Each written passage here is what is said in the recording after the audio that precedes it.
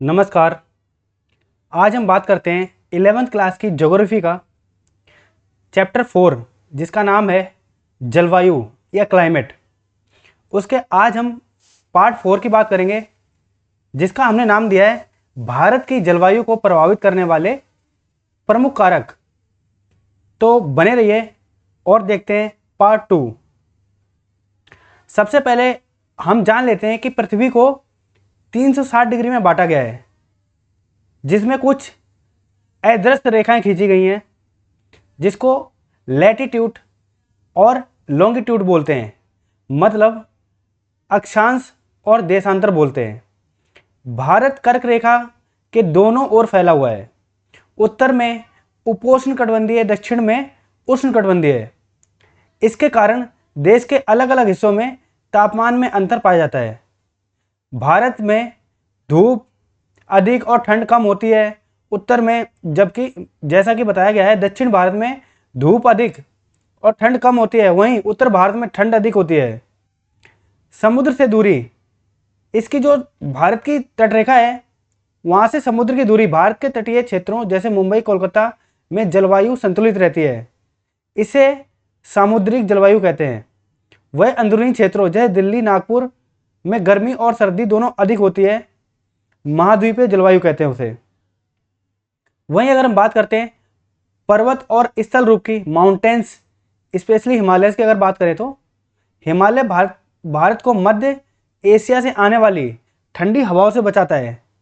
आपने देखा होगा कि जब भी मतलब जम्मू कश्मीर उत्तराखंड के में जो हिमालय क्षेत्र फैला हुआ है वह ऊपर से आने वाली ठंडी हवाओं से बचाता है, मानसूनी हवाओं को रोकता है और वर्षा होने में भी मदद करता है। यह उत्तर भारत में सर्दी को सीमित भी रखती है।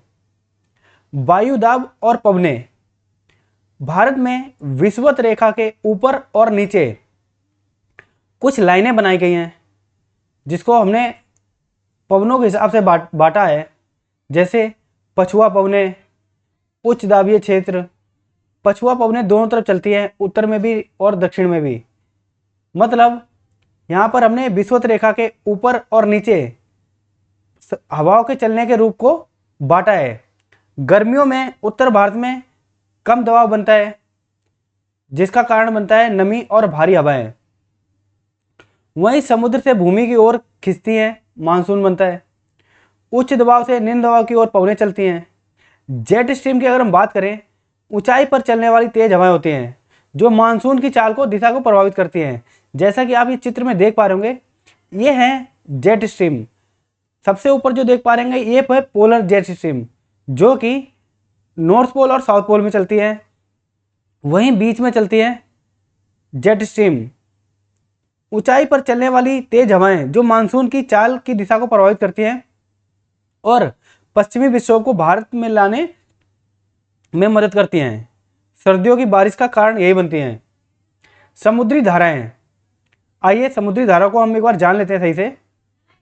जैसे इस मैप में आप देख पा रहे होंगे, जो रेड कलर में ये धाराएं हैं ये हैं गर्म जल धाराएं हैं, और जो नीले रंग में आप देख पा रहे होंगे ये हैं ठंडी जल धाराएं हैं। जैसे अगर हम भारत के आसपास देखें तो ज़्यादातर आपको देखने को मिलेगी गर्म जल धाराएं।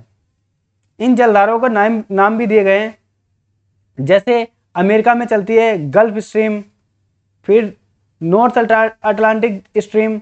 ऐसे ही बहुत सारी जलधाराएं आपको देखने को मिलती हैं। आप इस वीडियो को पॉज करके इन जलधाराओं को देख सकते हैं। अब हम आगे बात करेंगे पार्ट 3 के लिए, तो अभी सब्सक्राइब करें और देखें पार्ट 3। Thank you.